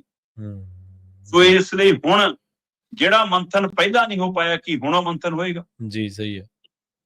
ਤੇ ਉਹ ਮੰਥਨ ਗੰਭੀਰਤਾ ਵਾਲਾ ਹੋਏਗਾ ਕਿ ਸੋਸ਼ਲ ਮੀਡੀਆ ਤੇ ਹੋਏਗਾ ਕਿ ਜੇ ਬੀਬੀ ਕਰਨਜੋਤ ਕੌਰ ਨੇ ਨੁਕਤਾ ਸਾਂਝਾ ਕਰਤਾ ਤਾਂ ਉਹਦੇ ਖਿਲਾਫ ਹੋ ਜਾਓ, ਜੇ ਸਮਾਣੇ ਮੋਰਚੇ ਵਾਲਿਆਂ ਨੇ ਹੱਕ ਚ ਕਹਿਤਾ ਤਾਂ ਜਿਹੜਾ ਨੂੰ ਉਹ ਮਨਜ਼ੂਰ ਨਹੀਂ ਉਹਦੇ ਖਿਲਾਫ ਹੋ ਜਾਓ। ਜਿਹੜੇ ਇੱਕ ਦੂਏ ਨੂੰ ਭੰਡ ਭੰਡਈ ਆ, ਬਿਲਕੁਲ ਸਰਕਾਰ ਨੂੰ ਲਾਂਬੇ ਕਰਕੇ ਸਾਰਥਕ ਚਰਚਾ ਕਿ ਆਪਾਂ ਸਹੀ ਹੋਇਆ ਕਿ ਨਹੀਂ, ਠੀਕ ਹੈ, ਕਿ ਕੀ ਧਾਰਮਿਕ ਖੇਤਰ ਦੇ ਵਿੱਚ ਸਰਕਾਰੀ ਦਖਲ ਇਸ ਹੱਦ ਤੱਕ ਹੋਣੀ ਚਾਹੀਦੀ ਹੈ ਕਿ ਨਹੀਂ। ਕੱਲ DSP ਕੱਸ ਚ ਡੈਰੀ ਲੈ ਕੇ ਆ ਜਾਵੇ ਕਿ ਲਿਆਓ ਵੀ ਮੈਂ ਦੇਖੂੰਗਾ ਕਿ ਤੁਹਾਡੇ ਘਰੇ ਮਰਿਆਦਾ ਹੈ ਕਿ ਨਹੀਂ। ਸੋ ਇਹ ਪਹਿਲੂ ਵਾਜਬ ਹੈ ਕਿ ਨਹੀਂ। ਇਹ ਸਾਰੇ ਤੇ ਗੰਭੀਰਤਾ ਨਾਲ ਮੰਥਨ ਦੀ ਲੋੜ ਹੈ। ਜਿਹੜੀਆਂ ਸਿੱਖ ਧਿਰਾਂ, ਸਿੱਖ ਸੰਸਥਾਵਾਂ, ਸਿੱਖ ਨੁਮਾਇੰਦੇ, ਸਿੱਖ ਬੁੱਧੀਜੀਵੀ, ਘੱਟੋ ਘੱਟ ਉਸ ਖੇਤਰ ਦੇ ਵਿੱਚ ਤਾਂ ਇਸ ਕਾਨੂੰਨ ਦੇ ਉੱਤੇ ਮੰਥਨ ਦੀ ਲੋੜ ਬਹੁਤ ਜ਼ਰੂਰੀ ਹੈ। ਬਿਲਕੁਲ ਸਹੀ ਹੈ ਜੀ। ਅਗਲੀ ਗੱਲ ਕਰੀਏ ਪੰਥਕ ਮਾਮਲੇ ਦੀ। ਸ਼ਰਮਾ ਜੀ, ਰਾਜੋਆਣਾ ਮਾਮਲੇ ਦੇ ਵਿੱਚ ਸੁਪਰੀਮ ਕੋਰਟ ਨੇ ਸਖਤੀ ਦਿਖਾਈ ਹੈ ਜੀ। ਬਿਲਕੁਲ ਜੀ। ਬਲਵੰਤ ਸਿੰਘ ਰਾਜੋਆਣਾ ਹੋਰਾਂ ਦਾ ਮਾਮਲਾ ਬਹੁਤ ਲੰਬਾ ਮਾਮਲਾ ਹੈ। 15 ਸਾਲਾਂ ਤੋਂ ਤਾਂ ਹੁਣ ਉਹ ਮਤਲਬ ਜਿਹੜੀ ਫਾਂਸੀ ਵਾਲੀ ਚੱਕੀ ਆ ਉਹਦੇ ਵਿੱਚ ਬੰਦ ਨੇ। ਹਾਂਜੀ। ਇਹ ਅਕਸਰ ਮਨੁੱਖੀ ਅਧਿਕਾਰਾਂ ਦੇ ਹਵਾਲੇ ਸਵਾਲ ਉੱਠਦਾ ਰਿਹਾ ਕਿ ਵੀ ਕਿ ਇੱਕ ਵਿਅਕਤੀ ਨੂੰ ਦੋ ਸਜ਼ਾਵਾਂ ਇਕੱਠੀਆਂ ਕਿਵੇਂ। ਫਾਂਸੀ ਵਾਲੀ ਚੱਕੀ ਚ ਤਾਂ ਤਦ ਲਿਜਾਇਆ ਜਾਂਦਾ ਜਦੋਂ 24 ਘੰਟੇ 72 ਘੰਟੇ 48 ਘੰਟੇ ਸਮਥਿੰਗ ਕੁਛ ਹੋਣ ਕੇ ਹਾਂਜੀ ਹੁਣ ਤੁਹਾਨੂੰ ਫਾਂਸੀ ਦੇਣੀ ਹੈ ਜੀ। ਤੇ ਜਦੋਂ ਉਹਨਾਂ ਨੂੰ ਲਿਜਾਇਆ ਗਿਆ ਸੀ ਤਦ ਅਗਲੇ ਦਿਨ ਫਾਂਸੀ ਸੀ। ਉਹ ਫਾਂਸੀ ਰੁਕ ਗਈ, ਟਲ ਗਈ, ਤੇ ਜਦੋਂ ਤੱਕ ਉਸ ਫਾਂਸੀ ਤੇ ਹੀ ਫੈਸਲਾ ਨਹੀਂ ਤਦ ਤੱਕ ਉਹ ਚੱਕੀ ਚ ਕਿਉਂ। ਪਰ ਇਹ ਸਵਾਲ ਅਸੀਂ ਕਰ ਕਿੰਨੀ ਦੇਰ ਬਾਅਦ ਰਹੇ ਹਾਂ, ਲਗਭਗ 15 ਸਾਲਾਂ ਬਾਅਦ ਆਪਾਂ ਗੱਲ ਕਰ ਰਹੇ ਹਾਂ ਅੱਜ ਵੀ। 15 ਸਾਲਾਂ ਤੋਂ ਬੰਦਾ ਉਸ ਚੱਕੀ ਚ ਜਿਹਦੇ ਚ ਗੋਡੇ ਵੀ ਸਿੱਧੇ ਨਹੀਂ ਹੁੰਦੇ। ਤੇ ਹੁਣ ਕੱਲ ਨੂੰ ਤੁਸੀਂ ਕਹੋ ਕਿ ਫਾਂਸੀ ਨਹੀਂ ਦੇਣੀ ਜੀ, ਫਿਰ ਇੰਨੇ ਸਾਲ ਜਿਹੜੀ ਉਹ ਚੱਕੀ ਚ ਸਜ਼ਾ ਕੱਟੀ ਉਹਦਾ ਜ਼ਿੰਮੇਵਾਰ ਕੌਣ। ਤੇ ਜੇ ਫਾਂਸੀ ਦੇਣੀ ਸੀ ਫਿਰ ਉਹ ਤੁਰੰਤ ਹੁੰਦੀ ਹੈ, ਫਿਰ ਉਹ ਰੋਕ ਵਾਲਾ ਕੀ ਅਰਥ ਹੈ। ਹੁਣ ਉਸ ਸਮੇਂ ਅਕਾਲੀ ਦਲ ਦੇ ਉੱਤੇ ਦਬਾਅ ਬਣ ਗਿਆ। ਦਬਾਅ ਦੇ ਵਿੱਚੋਂ ਬਾਦਲ ਸਾਹਿਬ ਕਹਿੰਦੇ ਮੈਂ ਸਿਹਰਾ ਵੀ ਲੈ ਲਵਾਂ, ਪੰਥਕ ਵੀ ਬਣ ਜਾਵਾਂ, ਮੈਂ ਚੱਲਿਆ ਜੀ ਦਿੱਲੀ, ਮੈਂ ਰਕਾ ਲਿਆ ਨਾ ਜੀ। ਤੇ ਚਲੋ ਜੀ ਦਿੱਲੀ ਜਾ ਕੇ ਫਾਂਸੀ ਰਕਾ ਲਈ। ਤੇ ਫਿਰ ਕਿਹਾ ਗਿਆ ਬਲਵੰਤ ਸਿੰਘ ਰਾਜੋਆਣਾ ਨੂੰ ਕਿ ਪਾਓ ਜੀ ਤੁਸੀਂ ਰਹਿਮ ਦੀ ਪਟੀਸ਼ਨ ਅਸੀਂ ਕਰਾ ਲਾਂਗੇ। ਉਹ ਕਹਿੰਦੇ ਮੈਂ ਨਹੀਂ ਪਾਉਣੀ। ਜੀ ਜੀ ਸਹੀ ਹੈ, ਮੈਂ ਤਾਂ ਜੋ ਕਰਨਾ ਸੀ ਕਰ ਲਿਆ। ਇਹ ਕੋਈ ਜ਼ਮੀਨ ਜਾਇਦਾਦ ਦੇ ਪਿੱਛੇ ਵਾਲਾ ਤਾਂ ਕਾਰਾ ਨਹੀਂ ਸੀ, ਇੱਕ ਭਾਵਨਾਤਮਕ ਤੌਰ ਤੇ ਉੱਠੀ ਲਹਿਰ ਦੇ ਵਿੱਚੋਂ ਜਨਮੀ ਘਟਨਾ ਸੀ। ਹੁਣ ਉਹ ਉਸ ਨੂੰ ਉਸ ਪੱਖ ਤੋਂ ਲੈਂਦੇ ਨੇ ਤੇ ਕਾਨੂੰਨ ਤੇ ਉਹਨੂੰ ਮੁੱਖ ਮੰਤਰੀ ਦੇ ਕਤਲ ਵਜੋਂ ਲੈਂਦਾ। ਸੋ ਇਸ ਲਈ ਇਹ ਦੋਨੇ ਚੀਜ਼ਾਂ ਪੈਰਲਲ ਨੇ। ਤੇ ਇੱਧਰ ਜਦੋਂ ਪੰਜਾਬ ਦੇ ਵਿੱਚੋਂ ਫਿਰ ਇਸ ਤਰ੍ਹਾਂ ਕਿ ਜੀ ਨਹੀਂ ਇਹ ਫਾਂਸੀ ਹੋਣੀ ਚਾਹੀਦੀ ਤਾਂ ਰੁਕ ਗਈ ਲਹਿਰ ਦੇ ਚਲਦਿਆਂ, ਤੇ ਉਸ ਤੋਂ ਬਾਅਦ ਸ਼੍ਰੋਮਣੀ ਕਮੇਟੀ ਨੇ ਬਲਵੰਤ ਸਿੰਘ ਰਾਜੋਆਣਾ ਦੇ ਹਵਾਲੇ ਨਾਲ ਇੱਕ ਰਹਿਮ ਪਟੀਸ਼ਨ ਪਾਤੀ। ਠੀਕ ਹੈ ਜੀ। ਇਹ 2012 ਦੀ ਪਾਈ ਹੋਈ ਰਹਿਮ ਪਟੀਸ਼ਨ ਹੈ ਤੇ ਅੱਜ ਅਸੀਂ 2026 ਚ ਗੱਲ ਕਰ ਰਹੇ ਹਾਂ ਤੇ ਅਜੇ ਤੱਕ ਤੁਸੀਂ ਉਹਦੇ ਤੇ ਫੈਸਲਾ ਹੀ ਨਹੀਂ। ਤੇ ਹੁਣ ਇੰਨੇ ਸਾਲਾਂ ਬਾਅਦ ਤੁਸੀਂ ਕਹੋ ਜੀ ਕਿ ਥਰਡ ਪਾਰਟੀ ਨਹੀਂ ਪਾ ਸਕਦੀ। ਠੀਕ ਆ। ਤੇ ਅੱਜ ਪਤਾ ਲੱਗਿਆ, ਕਾਨੂੰਨ ਅੱਜ ਦੱਸ ਰਿਹਾ ਤੁਹਾਨੂੰ ਇਹ ਗੱਲ। ਇੰਨੀ ਦੇਰ ਤੇ ਕਿੱਥੇ ਸੀ। ਸਹੀ ਹੈ। ਮਾਣਯੋਗ ਸੁਪਰੀਮ ਕੋਰਟ ਨੇ ਕਿੰਨੀ ਵਾਰ ਦਿਸ਼ਾ ਨਿਰਦੇਸ਼ ਕਰ ਲਿਆ ਗ੍ਰਹਿ ਵਿਭਾਗ ਨੂੰ, ਕੇਂਦਰ ਸਰਕਾਰ ਨੂੰ ਕਿ ਦਿਓ ਜੀ ਜਵਾਬ, ਤੁਹਾਡੀ ਕੀ ਰਾਏ ਆ, ਕਰੋ ਜੀ ਸਪਸ਼ਟਤਾ, ਕਰੋ ਜੀ ਨਿਬੇੜਾ। ਚੁੱਪ ਵੱਟੀ ਰੱਖਦੇ ਜੀ। ਜਦੋਂ ਗੱਲ ਸੈੱਟ ਜੀ ਹੋਣ ਲੱਗੀ ਤੇ ਕਹਿੰਦੇ ਜੀ 550 ਸਾਲਾ ਸ੍ਰੀ ਗੁਰੂ ਨਾਨਕ ਦੇਵ ਜੀ ਦੇ ਪ੍ਰਕਾਸ਼ ਦਿਹਾੜੇ ਤੇ ਆਪਾਂ ਬੰਦੀ ਸਿੰਘ ਛੱਡ ਦਾਂਗੇ ਜੀ। ਤੇ ਜਦੋਂ ਉਹ ਪ੍ਰਕਿਰਿਆ ਤੈਅ ਹੋ ਗਈ, ਕੁਝ ਨਾਮ ਤੈਅ ਹੋ ਗਏ, ਉਹਨਾਂ ਚ ਬਲਵੰਤ ਸਿੰਘ ਰਾਜੋਆਣਾ ਦਾ ਨਾਮ ਵੀ ਸੀ, ਨੋਟੀਫਿਕੇਸ਼ਨ ਵੀ ਹੋ ਗਿਆ, ਫਿਰ ਪਤਾ ਨਹੀਂ ਕਿੱਥੇ ਆ ਕੇ ਘੁੰਡੀ ਫਸੀ ਕਿ ਫਿਰ ਉਹ ਨਾਮ ਵਾਪਸ ਲੈ ਲਏ। ਕਿਹੜਾ ਰਾਜਨੀਤਿਕ ਨੁਕਸਾਨ ਦਿਖਿਆ, ਕੀ ਦਿਖਿਆ, ਉਹ ਵਾਪਸ ਹੋ ਗਏ। ਹੁਣ ਕੁਝ ਧਿਰਾਂ ਇਸ ਨੂੰ ਰਾਜੀਵ ਦੇ ਕਾਤਲਾਂ ਨਾਲ ਜੋੜ ਕੇ ਵੀ ਦੇਖਦੀਆਂ ਨੇ, ਕਹਿੰਦੇ ਵੀ ਕਿ ਉਹਨਾਂ ਦੀ ਮਾਫੀ ਹੋ ਸਕਦੀ ਆ, ਪਰ ਇਹ ਸਿੱਖ ਨੇ, ਇਸ ਲਈ ਇਹਨਾਂ ਦੀ ਨਹੀਂ ਹੋ ਸਕਦੀ ਜੀ। ਤੇ ਕੀ ਉੱਥੋਂ ਦੀ ਲੀਡਰਸ਼ਿਪ ਦਾ ਦਮ ਸੀ ਉਹ ਜਿਹੜੀ ਉਹਨਾਂ ਦੇ ਨਾਲ ਖੜੀ, ਤੇ ਸਾਡੀ ਲੀਡਰਸ਼ਿਪ ਚ ਦਮ ਨਹੀਂਗਾ। ਸਹੀ ਹੈ। ਕਿ ਇੱਥੇ ਕੁਰਸੀ ਵਾਲਾ ਮਸਲਾ ਜ਼ਿਆਦਾ ਵੱਡਾ ਹੈ, ਕੇਂਦਰ ਨਾਲ ਰਾਬਤਾ ਰੱਖਣ ਵਾਲਾ ਮਸਲਾ ਜ਼ਿਆਦਾ ਵੱਡਾ ਹੈ। ਮਤਲਬ ਸ਼੍ਰੋਮਣੀ ਕਮੇਟੀ ਨੂੰ ਤਾਂ ਅੱਜ ਕੱਲ੍ਹ ਕੇਂਦਰ ਵਾਲੇ ਟਾਈਮ ਵੀ ਨਹੀਂ ਦਿੰਦੇ। 25-25 ਲੱਖ ਦਸਤਖਤ ਕਰਾਏ ਵੀ ਪਤਾ ਨਹੀਂ ਕਿੱਥੇ ਨੇ ਉਹ, ਪਤਾ ਨਹੀਂ ਕਿੱਥੇ ਨੇ। ਸਹੀ ਗੱਲ ਹੈ, ਬਿਲਕੁਲ। ਸੋ ਇਸ ਲਈ ਕੀ ਅਸੀਂ ਆਪਣੀ ਤਾਕਤ, ਆਪਣੀ ਏਕਤਾ ਉਹ ਗਵਾ ਲਈ ਹੈ, ਜਿਹਦਾ ਫਾਇਦਾ ਰਾਜਨੀਤਿਕ ਧਿਰਾਂ ਚੁੱਕ ਰਹੀਆਂ। ਫਿਰ ਇਹ ਸਵਾਲ ਨਾਲ ਖੜਾ ਹੁੰਦਾ। ਆਧਾਰ ਹੁਣ ਸੁਪਰੀਮ ਕੋਰਟ ਦੇ ਵਿੱਚ ਇਹ ਮਾਮਲਾ ਚੱਲੀ ਜਾਂਦਾ ਤੇ ਉਸੇ ਪ੍ਰਕਿਰਿਆ ਤਹਿਤ ਕੱਲ ਫਿਰ ਸੁਣਵਾਈ ਸੀ, ਤੇ ਸੁਣਵਾਈ ਦੇ ਵਿੱਚ ਹੁਣ ਸੁਪਰੀਮ ਕੋਰਟ ਨੇ ਥੋੜੀ ਜਿਹੀ ਸਖਤ ਹੋ ਕੇ ਕਿਹਾ ਕਿ ਵੀ ਆਪਣਾ ਹਲਫਨਾਮਾ ਦਾਇਰ ਕਰੋ। ਉਹ ਕਹਿੰਦੇ ਜੀ ਅਸੀਂ ਸੀਲਬੰਦ ਲਿਫਾਫਾ ਦੇ ਦਿੰਦੇ ਹਾਂ। ਜੀ। ਉਹ ਕਹਿੰਦੇ ਸੀਲਬੰਦ ਵਕੀਲ ਰਾਜਵਾਨਾ ਦੇ ਵਕੀਲ ਕਹਿੰਦੇ ਵੀ ਉਹ ਨਹੀਂ ਚੱਲੂਗਾ, ਤੁਸੀਂ ਹਲਫਨਾਮਾ ਦਿਓ, ਅਸੀਂ ਵੀ ਤਾਂ ਫਿਰ ਉਹਦਾ ਜਵਾਬ ਦੇਵਾਂਗੇ ਨਾ। ਤੇ ਇਸ ਲਈ ਹੁਣ 2 ਹਫ਼ਤਿਆਂ ਦਾ ਸਮਾਂ ਦਿੱਤਾ ਹੈ ਕੇਂਦਰ ਨੂੰ ਕਿ 2 ਹਫ਼ਤਿਆਂ 'ਚ ਆਪਣਾ ਹਲਫਨਾਮਾ ਦਾਇਰ ਕਰੋ। ਹੁਣ ਦੇਖਣ ਵਾਲੀ ਗੱਲ ਹੋਏਗੀ ਕਿ ਉਹ ਕੀ ਆਪਣੀ ਦਲੀਲ ਰੱਖਦੇ ਨੇ, ਕੀ ਆਪਣਾ ਪੱਖ ਰੱਖਦੇ ਨੇ। ਤੇ ਅਜੇ ਵੀ ਐ ਨਹੀਂ ਕਿਹਾ ਜਾ ਸਕਦਾ ਕਿ 2 ਹਫ਼ਤਿਆਂ ਬਾਅਦ ਇਹ ਸਥਿਤੀ ਨਿਬੜ ਜੂਗੀ। ਤੇ ਇੱਧਰ 10 ਦਿਨਾਂ ਦੇ ਹਵਾਲੇ ਨਾਲ ਕਿ 10 ਦਿਨਾਂ ਦੇ ਵਿੱਚ ਮੇਰੀ ਇਸ ਰਹਿਮ ਦੀ ਪਟੀਸ਼ਨ ਜਾਂ ਵਾਪਸ ਲਓ ਜਾਂ ਫੈਸਲਾ ਕਰਾਓ। ਉਹਨਾਂ ਨੇ ਜਥੇਦਾਰ ਸ਼੍ਰੀ ਅਕਾਲ ਤਖਤ ਸਾਹਿਬ ਨੂੰ ਲਿਖਿਆ, ਰਾਜਵਾਨਾ ਨੂੰ ਚਿੱਠੀ ਲਿਖੀ ਸੀ। ਉਹ 10 ਦਿਨਾਂ ਦਾ ਨੋਟਿਸ ਵੀ ਮਹੀਨਿਆਂ 'ਚ ਲੰਘ ਗਿਆ ਤੇ ਖੁਦ ਜਥੇਦਾਰ ਸਾਹਿਬ ਵੀ ਵਿਦੇਸ਼ ਗਏ ਨੇ। ਇਹਦਾ ਮਤਲਬ ਜਥੇਦਾਰ ਸਾਹਿਬਾਨ ਤੇ SGPC ਵੀ ਕੋਈ ਫੈਸਲਾ ਕੁਲ ਸਥਿਤੀ 'ਚ ਨਹੀਂ ਹੈ ਕਿ ਉਹ ਹਾਂ ਨਾ ਵੀ ਨਹੀਂ ਕਰ ਪਾ ਰਹੇ ਇਸ ਮਸਲੇ ਤੇ। ਸੋ ਇਹ ਦੁਵਿਧਾ ਫਿਰ ਰਾਜਨੀਤੀ ਨੂੰ ਹਵਾ ਦਿੰਦੀ ਹੈ ਤੇ ਰਾਜਨੀਤੀ ਨੂੰ ਫਾਇਦਾ ਵੀ ਦਿਵਾਉਂਦੀ ਹੈ। ਸੋ ਹੁਣ ਦੇਖਦੇ ਹਾਂ ਜੀ ਇਹਦੇ ਵਿੱਚੋਂ ਕਿਹਦਾ ਨਫਾ ਕਿਹਦਾ ਨੁਕਸਾਨ। ਪਰ ਰਾਜਵਾਨਾ ਦੀ ਮੁਸ਼ਕਲ ਅਜੇ ਜਿਉਂਦੀ ਤਿਉਂ ਖੜੀ। ਜੀ ਬਿਲਕੁਲ। ਤੇ ਅਗਲੀ ਗੱਲ ਕਰੀਏ ਸੰਕਟ ਦੀ। ਪੰਜਾਬ ਦੇ ਵਿੱਚ ਤੇਲ ਗੈਸ ਦੇ ਨਾਲ ਕਹਿੰਦੇ ਖਾਦ ਸੰਕਟ ਵੀ ਖੜਾ ਹੋ ਗਿਆ ਜੀ। ਦੇਖੋ ਇਹ ਤਾਂ ਆਪਾਂ ਜਿਸ ਦਿਨ ਤੋਂ ਜੰਗ ਸ਼ੁਰੂ ਹੋਈ ਸੀ ਆਪਾਂ ਉਸ ਦਿਨ ਤੋਂ ਹੀ ਗੱਲ ਕਰਦੇ ਸੀ ਪ੍ਰਵੀਨ ਜੀ, ਕਿ ਜਿਹੜਾ ਇਹ ਜੰਗ ਵਾਲਾ ਮਸਲਾ ਹੈ ਇਹ ਇਕੱਲਾ ਤੇਲ ਗੈਸ ਨੂੰ ਹੀ ਪ੍ਰਭਾਵਿਤ ਨਹੀਂ ਕਰੇਗਾ, ਬਹੁਤ ਚੀਜ਼ਾਂ ਨੂੰ ਪ੍ਰਭਾਵਿਤ ਕਰੇਗਾ, ਉਹ ਸਾਰੀ ਦੁਨੀਆ ਨੂੰ ਪ੍ਰਭਾਵਿਤ ਕਰੇਗਾ। ਉਹਦਾ ਅਸਰ ਹੁਣ ਆਪਾਂ ਦੇਖ ਹੀ ਰਹੇ ਹਾਂ। ਸਹੀ। ਹੁਣ ਪੰਜਾਬ ਦੇ ਵਿੱਚ ਤੇਲ ਦਾ ਸੰਕਟ, ਗੈਸ ਦਾ ਸੰਕਟ ਤਾਂ ਹੈਗਾ ਹੀ ਆ, ਤੇ ਉਸ ਤੇਲ ਗੈਸ ਦੇ ਸੰਕਟ ਦਾ ਨਤੀਜਾ ਚੀਜ਼ਾਂ ਦੀ ਮਹਿੰਗਾਈ ਤੇ ਵੀ ਅਸਰ ਪੈ ਰਿਹਾ। ਜੀ। ਇੱਥੋਂ ਤੱਕ ਕਿ ਮੈਨੂੰ ਤਾਂ ਹੀ ਪਤਾ ਲੱਗ ਰਿਹਾ ਕਿ ਜਿਹੜੇ ਉਹ ਜਵਾਕ ਬੜਾ ਡਾਈਟ ਕੋਕ ਪੀਂਦੇ ਆ, ਕੋਈ ਕਈ ਹੈ ਨਾ ਖਾਸਾ, ਪਤਾ ਨਹੀਂ ਕੇਨ ਵਿੱਚ ਆਉਂਦਾ ਕਹਿੰਦੇ, ਤੇ ਕਹਿੰਦੇ ਉਹ ਐਲੂਮੀਨੀਅਮ ਦਾ ਕੇਨ ਹੁੰਦਾ, ਹੁਣ ਉਹ ਵੀ ਪ੍ਰਭਾਵਿਤ ਹੋ ਗਿਆ, ਉਹ ਵੀ ਨਹੀਂ ਮਿਲ ਰਿਹਾ। ਅੱਛਾ। ਕਿਉਂਕਿ ਉਹਦੀ ਸਪਲਾਈ ਦਾ ਵੀ ਉਧਰੋਂ ਕੋਈ ਤਾਰਾਂ ਜੁੜਦੀਆਂ ਨੇ, ਇਸ ਲਈ ਕਹਿੰਦੇ ਉਹ ਸੰਕਟ ਹੈ। ਚਲੋ ਮਤਲਬ ਹਰੇਕ ਨੂੰ ਆਪੋ ਆਪਣੀ ਪਿਆਸ ਦਾ ਫਿਕਰ ਹੁੰਦਾ। ਸਾਨੂੰ ਤਾਂ ਸਿੱਧੇ ਰੂਪ 'ਚ ਪੰਜਾਬ ਦਾ ਜੇ ਦੇਖੀਏ ਤਾਂ ਪੰਜਾਬ ਦੇ ਲਈ ਚਿੰਤਾ ਵਾਲੀ ਸਥਿਤੀ ਹੈ ਕਿ ਜੇ ਅਸੀਂ ਕਣਕ ਵੱਢ ਲਈ ਆ ਤੇ ਅੱਗੇ ਝੋਨਾ ਬੀਜਣਾ, ਤੇ ਜੇ ਝੋਨਾ ਬੀਜਣਾ ਤਾਂ ਉਹਦੇ ਲਈ ਜੇ ਖਾਦ ਨਾ ਮਿਲੀ ਤਾਂ ਫਿਰ ਉਹ ਪੈਦਾਵਾਰ ਤੇ ਅਸਰ ਪੈਣਾ, ਤੇ ਪੈਦਾਵਾਰ ਤੇ ਅਸਰ ਪੈਣਾ ਤਾਂ ਉਹ ਕਿਸਾਨ ਦੇ ਚੁੱਲ੍ਹੇ ਤੇ ਅਸਰ ਪੈਣਾ। ਕਿਸਾਨ ਦੇ ਚੁੱਲ੍ਹੇ ਦਾ ਅਸਰ ਮਤਲਬ ਪਿੰਡ ਦੇ ਚੁੱਲ੍ਹੇ ਤੇ ਅਸਰ ਹੈ, ਤੇ ਪਿੰਡ ਦੇ ਚੁੱਲ੍ਹੇ ਦਾ ਮਤਲਬ ਪੰਜਾਬ ਦੇ ਚੁੱਲ੍ਹੇ ਤੇ ਅਸਰ ਹੈ, ਪੰਜਾਬ ਦੀ ਆਰਥਿਕਤਾ ਤੇ ਅਸਰ ਹੈ। ਬਿਲਕੁਲ ਜੀ।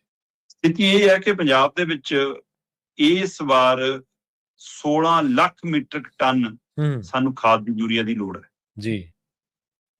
ਤੇ ਵੈਸੇ ਤਾਂ ਪੰਜਾਬ ਦੀ ਹਰ ਸਹਿਕਾਰੀ ਸਭਾ ਜਿਹੜੀਆਂ ਪਿੰਡਾਂ 'ਚ ਬਣੀਆਂ ਹੋਈਆਂ ਨੇ ਉਹਨਾਂ ਕੋਲ ਕਹਿੰਦੇ ਜੀ ਯੂਰੀਆ ਪਹੁੰਚ ਗਿਆ, ਤੇ ਜਦੋਂ ਆંકੜੇ ਚੈੱਕ ਕੀਤੇ ਗਏ ਕਿੰਨਾ ਪਹੁੰਚ ਗਿਆ, ਕਹਿੰਦੇ ਜੀ 5 ਲੱਖ ਮੀਟ੍ਰਿਕ ਟਨ ਤੋਂ ਵੀ ਘੱਟ ਪਹੁੰਚਿਆ। 4.80 ਲੱਖ ਮੀਟ੍ਰਿਕ ਟਨ 'ਚੋਂ ਯੂਰੀਆ ਸਾਡੇ ਕੋਲ। ਠੀਕ ਹੈ ਜੀ।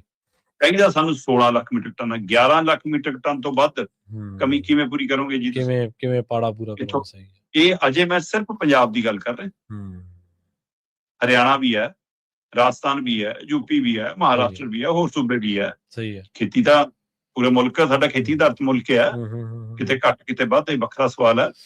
ਸੋ ਇਸ ਲਈ ਇਹ ਸਮੁੱਚੇ ਤੇ ਅਸਰ ਪੈਣਾ ਜੀ। ਹੁਣ ਖੇਤੀ ਮਾਰ ਸਲਾਹਾਂ ਦੇਈ ਜਾਂਦੇ ਨੇ ਕਿ ਜੀ 1 ਏਕੜ 'ਚ 2 ਬੋਰੀਆਂ ਤੋਂ ਵੱਧ ਨਾ ਪਾਇਓ। 2 ਬੋਰੀਆਂ ਵੀ ਪੂਰੀਆਂ ਨਹੀਂ ਹੋਣੀਆਂ, 2 ਬੋਰੀਆਂ ਤਾਂ ਮਿਲਣ, ਪਹਿਲਾਂ ਉਹ ਵੀ ਪੂਰੀਆਂ ਹੋਣ ਦੀ ਉਮੀਦ ਨਹੀਂ ਹੈਗੀ। ਸੋ ਇਹ ਵੱਡਾ ਸੰਕਟ ਹੈ। ਸਾਡੇ ਮੁੱਖ ਮੰਤਰੀ ਸਾਹਿਬ ਵਿਦੇਸ਼ਾਂ 'ਚ ਗਏ ਹੋਣੇ, ਇਨਵੈਸਟਮੈਂਟ ਆਊਗਾ, ਪਤਾ ਨਹੀਂ ਆਊਗੀ, ਪਰ ਆਹ ਸੰਕਟ ਦਾ ਹੱਲ ਹੋਊਗਾ ਕਿ ਨਹੀਂ ਹੋਊਗਾ, ਸਵਾਲ ਤਾਂ ਇਹ ਵੀ ਹੈ। ਇਹਦੇ ਉੱਤੇ ਕੋਈ ਮੰਥਨ ਹੈ, ਗੰਭੀਰ ਫਿਕਰ ਹੈ ਇਹਦੇ ਬਾਰੇ। ਮੈਂ ਨਹੀਂ ਕਹਿੰਦਾ ਕਿ ਸੰਕਟ ਤੁਹਾਡਾ ਪੈਦਾ ਕੀਤਾ ਜਾਂ ਤੁਹਾਡੇ ਹੱਲ ਬਸ ਹੈ ਜੀ, ਪਰ ਤੁਹਾਡੀ ਕੋਸ਼ਿਸ਼ ਕੀ ਹੈ, ਉਹਦੇ ਪ੍ਰਤੀ ਫਿਕਰ ਕੀ ਹੈ, ਇਹ ਪਹਿਲੂ ਤਾਂ ਹੋਵੇ, ਉਹ ਪਹਿਲੂ ਵੀ ਕਿਤੇ ਨਜ਼ਰ ਨਹੀਂ ਆਉਂਦੇ। ਉਪਰਾਲੇ ਕੀ ਕਰ ਰਹੇ ਹੋ? ਬਿਲਕੁਲ ਜੀ। ਤੇ ਅਗਲੀ ਗੱਲ ਕਰੀਏ ਜਾਂਦੇ ਕੌਮਾਂਤਰੀ ਮਸਲੇ ਦੀ, ਇਸੇ ਮਸਲੇ ਦੀ। ਗੋਲੀਬੰਦੀ ਤਾਂ ਹੋਈ ਹੈ ਕਹਿੰਦੇ, ਪਰ ਖਤਰਾ ਬਰਕਰਾਰ ਹੈ ਜੀ ਹਾਲੇ ਵੀ। ਜੀ ਸਥਿਤੀ ਬਹੁਤ ਤਣਾਅ ਵਾਲੀ ਬਣੀ ਹੋਈ ਹੈ। ਅਮਰੀਕਾ ਦੇ ਰਾਸ਼ਟਰਪਤੀ ਡੋਨਾਲਡ ਟਰੰਪ ਜਿਵੇਂ ਪਲ ਪਲ ਆਪਣੀ ਭਾਸ਼ਾ, ਆਪਣੀ ਸ਼ੈਲੀ, ਆਪਣਾ ਬਿਆਨ, ਆਪਣਾ ਟਵੀਟ ਬਦਲਦੇ ਰਹਿੰਦੇ ਨੇ, ਉਹ ਜਿਹੜਾ ਆਪਣੇ ਪਾਉਂਦੇ ਨੇ ਆਪਣੇ ਸੋਸ਼ਲ ਮੀਡੀਆ ਤੇ, ਹੈਨਾ। ਹਾਂਜੀ, ਹਾਂ, ਉਹ ਪਲ ਪਲ ਉਹਨਾਂ ਦਾ ਬਦਲਦਾ ਰਹਿੰਦਾ। ਉਹ ਦੁਨੀਆ ਭਰ ਦੀ ਧੜਕਣ ਵਧਾਉਂਦਾ। ਉਹ ਜਿਵੇਂ ਬੀਪੀ ਵੱਧ ਗਿਆ ਤੇ ਬੀਪੀ ਘਟ ਗਿਆ, ਸਥਿਤੀ ਹੋ ਜਾਂਦੀ ਹੈ। ਹੂੰ ਹੁਣ ਕਹਿੰਦੇ ਮੈਂ ਪਾਕਿਸਤਾਨ ਦੇ ਕਹੇ ਤੇ ਸੀਜ਼ਫਾਇਰ ਵਧਾਤਾ। ਠੀਕ ਹੈ ਜੀ। ਧੰਨਵਾਦ ਜੀ, ਵਧਾਤਾ, ਪਰ ਕਿੰਨੀ ਦੇਰ ਲਈ ਵਧਾਇਆ ਇਹ ਨਹੀਂ ਦੱਸਿਆ। ਹੂੰ ਤੇ ਇਹਦਾ ਮਤਲਬ ਤਾਂ ਤਲਵਾਰ ਲਟਕ ਰਹੀ ਹੈ ਜਨਾਬ। ਜੀ। ਤੇ ਇਰਾਨ ਕਹਿੰਦਾ ਵੀ ਠੀਕ ਹੈ, ਨਾਕਾਬੰਦੀ ਹਟਾ ਦੇ, ਅਸੀਂ ਗੱਲਬਾਤ ਕਰ ਲੈਂਦੇ ਹਾਂ। ਹੂੰ ਪਰ ਕੀ ਅਮਰੀਕਾ ਉਸ ਨੁਕਤੇ ਨਾਲ ਇਸ ਮਸਲੇ ਦੇ ਉੱਤੇ ਆਪਣਾ ਦਬਦਬਾ ਬਣਾਉਣਾ ਚਾਹੁੰਦਾ ਜਿਹੜੇ ਨੁਕਤੇ ਨਾਲ ਇਰਾਨ ਦਾ ਹੱਥ ਉੱਪਰ ਹੋਇਆ ਸੀ? ਜਿਹੜਾ ਅਮਰੀਕਾ ਇਹ ਕਹਿੰਦਾ ਸੀ, ਟਰੰਪ ਇਹ ਕਹਿੰਦਾ ਸੀ ਬੰਬਬਾਰੀ ਨਾਲ ਮਿੰਟਾਂ 'ਚ ਤਬਾਹ ਕਰ ਦਾਂਗੇ, ਉਹਨੂੰ ਸਮਝ ਆਇਆ ਕਿ ਲੜਾਈ ਤਾਂ ਸਮੁੰਦਰੀ ਹੈ।